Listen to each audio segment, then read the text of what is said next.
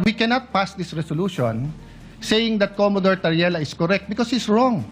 We beg to disagree, Mr. President, that Mr. Commodore Tariela is mistaken. So- we would not have put this resolution and authored it if we felt See, Mr. so Tariela. that's what I want to elicit. So the authors of this resolution is saying, pwede yung isang general hindi sumunod. Ang sa kanya, bastusin natin yung Pangulo Mr. ng President, isang bansa. that is his interpretation? No.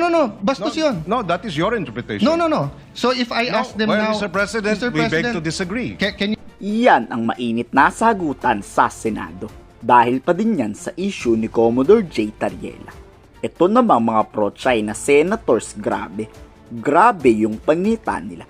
Pero yung halos mamatay na yung mga PCG crew, BFAR crew sa water cannon ng China, ayun, mga wala silang pake at wala silang sinasabi laban sa Chinese Coast Guard.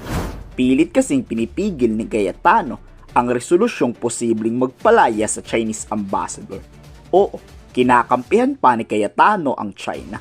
Pagigiit kasi ni Cayetano, bastos si Tariela sa paggamit ng litrato ni Xi Jinping. Kaya daw binastos din siya ng Chinese Embassy. Pagpalag naman ni Commodore J. Tariela kay Mr. 10K Ayuda, ba't ako magsusorry? Halos araw-araw binabastos ng China ang kapwa ko Pilipinong mangingisda. Nagsorry ba ang Chinese Coast Guard? So dyan, nagsorry na ba ang China sa pag-violate ng ating karapatan sa West Philippine Sea, sa patuloy na pag-harass ng Filipino fishermen, sa pambubuli ng Philippine Coast Guard over the years, sa pagpapahirap sa Armed Forces of the Philippines whenever we do our resupply mission ng mga nakaraang taon? Are there any apologies that were extended to us by the Chinese government? Ngayon, kung pipilitin ako ni Senator Alan Peter Cayetano, yan ang tanong ko sa kanya. Na-compensate ba talaga ng caricature na yan ang ginawang pag-violate ng Chinese government sa ating mga kababayang Pilipino? I think it is for him to respond to this question. Inungkat din ni Commodore J. Tariela ang pambabastos noon ni dating PRD kay US President Barack Obama at sa Pope himself. I challenge the Catholic Church. You are full of shit. Pero bakit noon hindi nagsalita si Cayetano?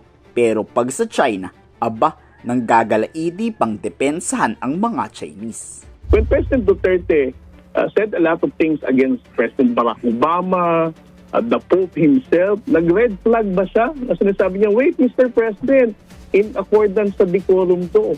Diba?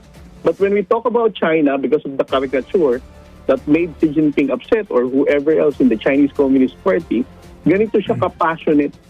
Diba? Hindi ko yan maintindihan. When was the last time that Senator Cayetano stood up at sinabihan niya, Chinese Embassy, Chinese government, mag-apologize nga sa Pilipinas? Did we even hear him say those kind of questions? Kayo, anong masasabi nyo sa balitang ito? Ikomento sa baba ang inyong salubin.